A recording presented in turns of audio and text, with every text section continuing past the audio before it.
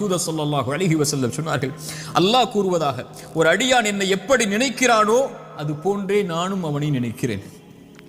அவன் என்னை நினைத்தால் நான் அவனோடு இருந்து விடுகிறேன். அவன் என்னை தனிமையில் நினைத்தால் நானும் அவனை தனிமையில் நினைக்கிறேன்.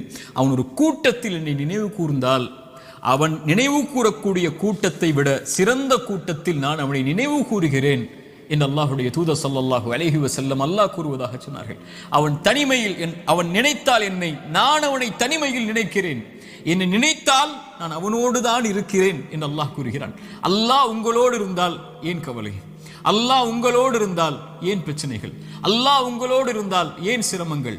அல்லாஹ்வை நேசிக்கக்கூடிய அடியார்களுக்கு லா ஹவுஃபுன் அலைஹிம் வலா ஹும் யஹ்ஸனூன், அவர்கள் கவலை கொள்ள மாட்டார்கள், அவர்கள் பயம் கொள்ள மாட்டார்கள். அவர்களுடைய உள்ளம் அல்லாஹ்வின் நினைவால் நிரம்பி இருக்கும் போது இறைவன் கொடுத்த கவலை, இறைவன் கொடுத்த சோதனை, அவன் எனக்கு ஒன்றை நாடுகிறான்